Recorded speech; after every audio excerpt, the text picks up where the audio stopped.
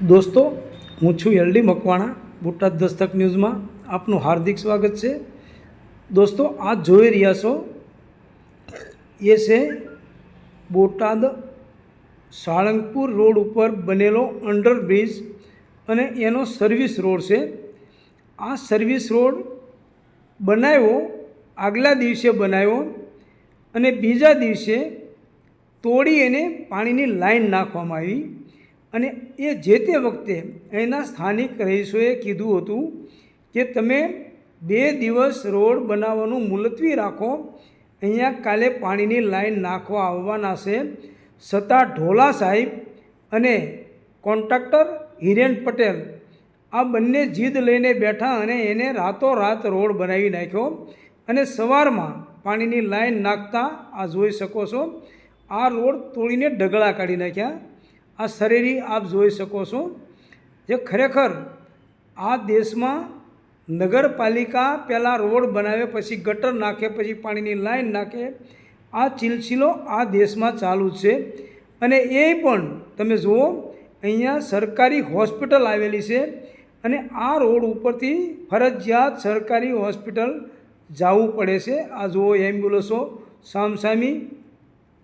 અને આ રોડમાં એટલા બધા ખાડા છે કે ખરેખર ડિલિવરીવાળી બેન તો રસ્તામાં જ ડિલિવરી થઈ જાય એવી પરિસ્થિતિ થાય છે. પરંતુ સરકારને અને અધિકારીઓને આ રોડ દેખાતો નથી, કારણ કે આ પછાત વિસ્તાર છે. પછાત વિસ્તારમાં કામ કરવું આ અધિકારીઓને અને આ સરકારને ગમતી વાત નથી.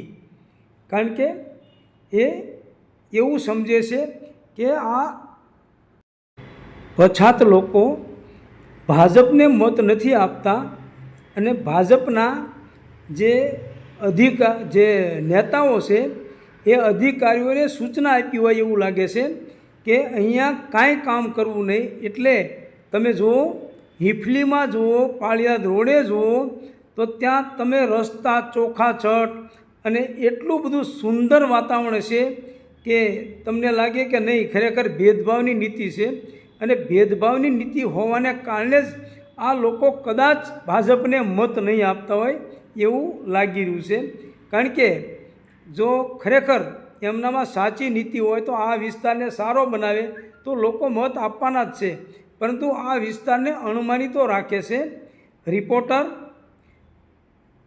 Hareshbhai Kanjariya, Botad Dastak news, LD Makwana, Botad. આજે સર્વિસ રોડ જે તૂટી ગયેલો છે એ બાબતે શું કહે છે? સાળંગપુર રોડ અંડરબ્રિજ જે આવેલો છે એ આશરે 25 થી 27 કરોડના ખર્ચે બનાવવામાં આવ્યો છે. ત્યારે જે તે કોન્ટ્રાક્ટરની જવાબદારીમાં આવતું હોય કે રોડની આજુબાજુ જે સાઈડ રોડ જે છે અંડરબ્રિજની બાજુના તે સર્વિસ રોડ કોન્ટ્રાક્ટર જ બનાવી દેવાના આવતા હોય. પણ છેલ્લા 5 વર્ષથી આ સર્વિસ રોડ જે છે તે જેમને તેમ હાલતમાં જોવા મળે છે. ખૂબ જ ખરાબ રસ્તાઓ અહીંના થઈ ગયા છે. અહીંયા આજુબાજુ વાત કરીએ તો સોનાવલ હોસ્પિટલ, જેને સિવિલ કક્ષાનો દરજ્જો આપવામાં આવ્યો છે તેવી સિવિલ હોસ્પિટલ આવેલી છે. આ સર્વિસ રોડની આજુબાજુના વિસ્તારો જે છે તે રહેણાંક વિસ્તાર છે. આશરે 3,000-4,000ની વસ્તી અહીંયા રહે છે.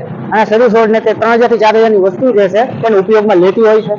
ત્યારે વાત કરવામાં આવે કે રાત્રે સર્વિસ રોડ બનાવવામાં આવ્યો અને સવારમાં બીજા દિવસે સવારમાં 9 વાગે નગરપાલિકાવાળા એમ કહીને રોડ તોડી ગયા કે આ પાણીની લાઈન નાખવાની બાકી છે.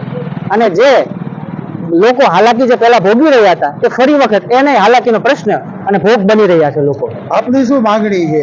અમારી તો માંગણી એટલી જ છે કે જે રીતે અંડરબ્રિજની બાજુના સર્વિસ રોડ ઓલી બાજુ, નાળાની ઓલી બાજુ એટલે એટીવીટી સેન્ટર અને પીડબ્લ્યુડી ઓફિસ બાજુનો જે સર્વિસ રોડ બનાવી દેવામાં આવ્યા છે, એવી જ રીતે આ રોડની આ બાજુ સોનાવલ હોસ્પિટલ બાજુ અને જે અનુસૂચિત જાતિનો જે વિસ્તાર છે એના બંને બાજુના સર્વિસ રોડ પણ તાત્કાલિકપણે બનાવી દે સરકાર તો ખૂબ જ સારી વસ્તુ છે.